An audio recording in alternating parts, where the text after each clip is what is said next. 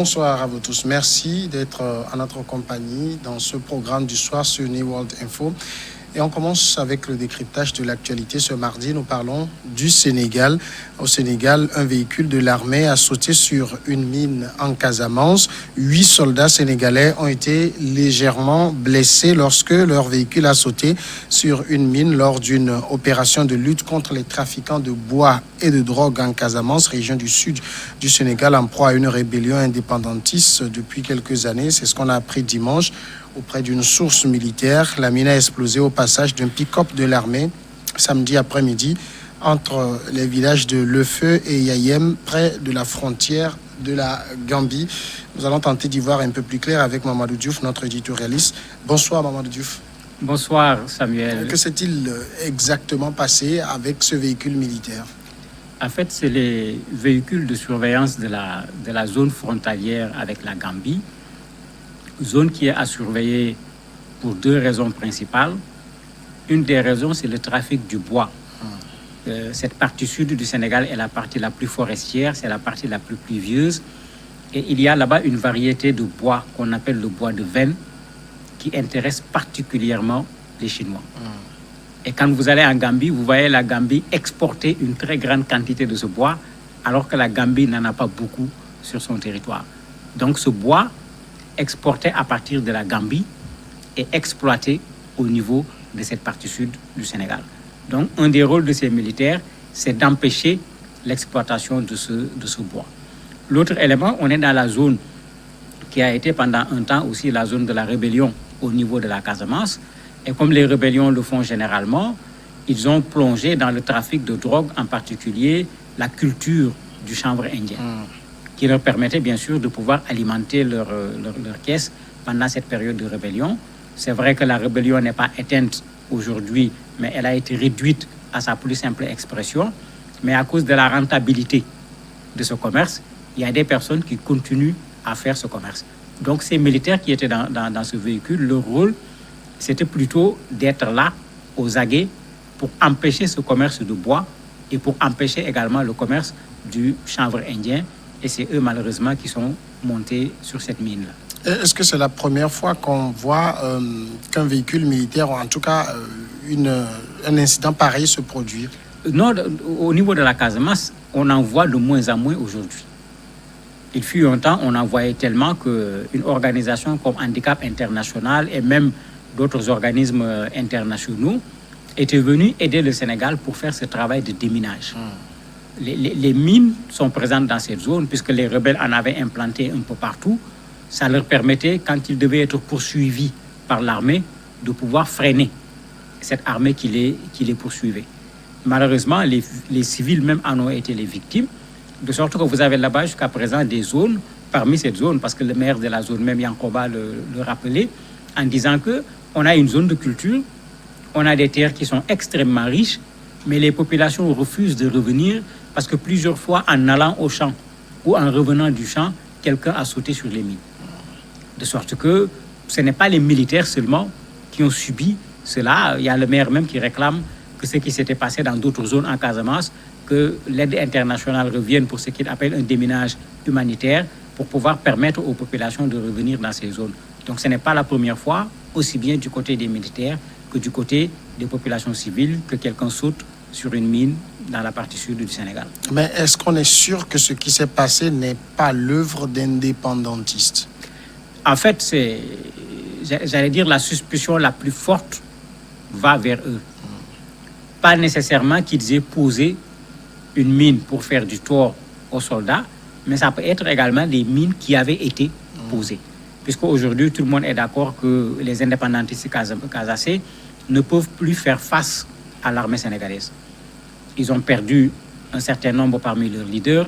Certains parmi eux ont accepté le processus de la paix. Les quelques rares qui restent ne peuvent pas avoir la force de frappe qu'il faut pour dire qu'ils vont affronter l'armée sénégalaise. Donc, pour faire du mal, ça peut être également une stratégie, déposer une mine pour faire sauter les adversaires qu'on n'est pas capable d'affronter face à face. Ça peut être également une de leurs stratégies. Mais pour le moment, on ne sait pas trop.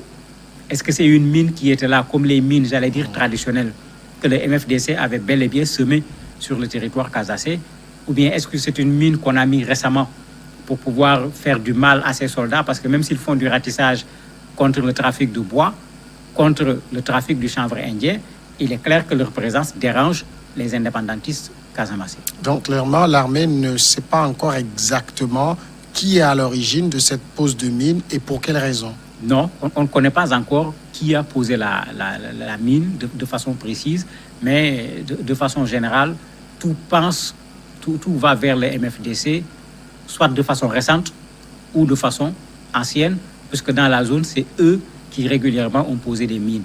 On ne pense pas aux trafiquants de bois, parce que quand vous les regardez, c'est des gens souvent qui n'ont rien compris, qui viennent avec des charrettes quand c'est les petits trafiquants, prendre des troncs, les couper et les transporter, traverser la frontière.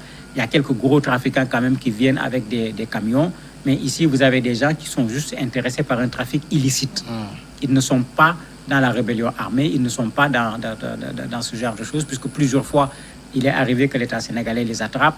Parfois même, on avait pensé que c'est peut-être ceux du MFDC qui font également ce trafic pour se trouver des devises, mais on a trouvé n'importe quel Sénégalais, n'importe quel Gambien, puisque les trafiquants sont des deux côtés, se mêler à ce trafic du bois et du chanvre indien. Mais qui dit trafiquant dit également recours à des opérations de ce genre.